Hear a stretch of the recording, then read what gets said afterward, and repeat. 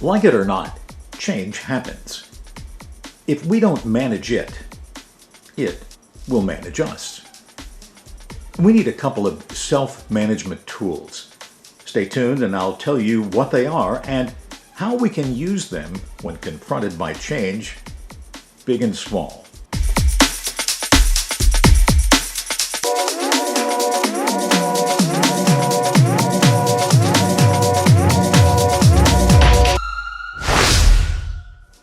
Hello, I'm Phil Dane, and it's about time to manage change.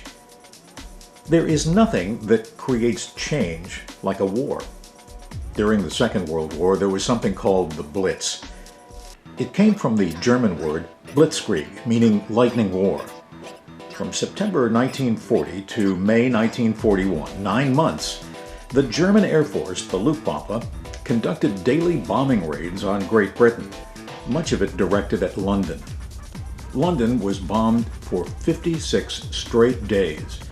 During the Blitz, 40,000 civilians were killed, and 60% of the homes in London, including Buckingham Palace, were damaged or destroyed. The Nazis' intent was to demoralize the British people so much that they would demand that their leaders, especially Sir Winston Churchill, surrender. It didn't work. The Royal Air Force saved the day in what's become known as the Battle of Britain. Churchill said, "Never was so much owed by so many to so few." But it wasn't just the RAF, it was the resolve of the people who were urged by the iconic poster to keep calm and carry on. They did. They accepted that Hitler's Germany was hell-bent on their destruction. They knew that if they were to lose the war in their darkest hour, it would be the end of Western civilization. They had to carry on. Acceptance doesn't mean we give up and accept our fate. It doesn't mean you spend every second wishing none of this had ever happened. It means we accept the awful reality of the present moment and do everything in our power to change the future. We have to accept and adapt, or we die. You've probably heard about the so-called threat response. It's how the body reacts in time of crisis or indecision. Our sympathetic nervous system automatically kicks in. It causes our heart rate to dramatically increase so that our heart can pump blood to parts of the body that need oxygen in order to react. We don't have time to think. It's instinctive. Conventional wisdom says there are 3 possible responses: fight, flight, or freeze. We fight for our life, we run for our life, or we just freeze because we're overwhelmed. We don't know what to do. But there's a 4th option: focus. The British mastered it, not because they are somehow exceptional. Focus is available to everyone who chooses to keep calm and carry on. Think of the word focus, F-O-C-U-S, as an acronym which stands for feeling of courage under stress. It's not a fight, flight, or freeze reaction. It's a response. It's something we do with intentionality.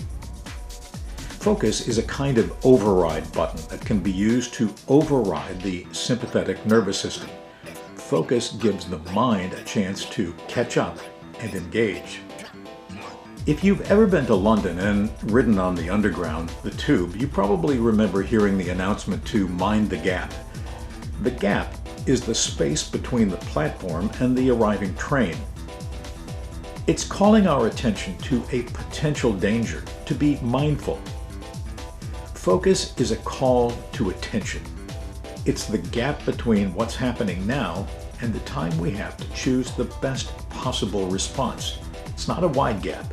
It may only be a few seconds, but they are critical seconds. So instead of fight, flight, or freeze, take a moment to focus, to keep calm so that you'll have the capability to carry on. Finding focus is a critical step. If you feel like you're being blitzed by whatever's happening in your life, remember to mind the gap. Take a deep breath or two. As you inhale, say, keep calm. As you exhale, say, carry on. If you like this video, leave a comment or subscribe to the channel. Remember, time is our greatest asset. Use it wisely and don't waste a second of it. For It's About Time, I'm Phil Dean. See you next time.